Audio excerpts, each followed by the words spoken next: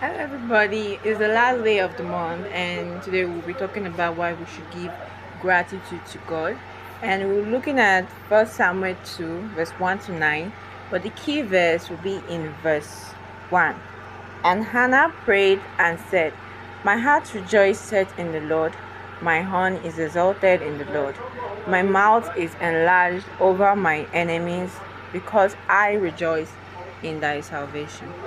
In 1972, a singer and activist, Joan Baez, was in Hanoi, the capital of Vietnam, during a 12-day American bombing campaign. She described being in the basement of her hotel, terrified and thinking she was going to die. Baez noticed that during the crisis, even atheists and agnostics were praying. She noticed that, however, after the danger passed, she also noticed that people returned to their previous beliefs and structures. This experience taught her about human behaviors in times of crisis and the tendency to revert to familiar beliefs afterwards. From today's passage, Hannah returns praise to God. She is not a stranger to adversity. During her earlier visit to God's house, she spoke in her heart, her voice not heard. If you remember when she was told by the high priest then that by Eli that she was drunk, but she knew what she was asking God, and she knew, like I said, she was not a stranger to adversity. She knew what she was going through, so she was she was really serious, and he thought that she was drunk because of the pain that she was passing through. From the context, we of course know that her prayer, we know what her prayer was. She was asking for a son. And it certainly matched with her vow. And in her vow, she said, O Lord of hosts, in verse 11, First Samuel 1, verse 11, O Lord of hosts, if thou will indeed look on the affliction of thy handmaid, and remember me and not forget thy handmaid, but will give to thy handmaid a man child, then I will give him to the Lord all the days of his life, and there shall no razor come upon his head.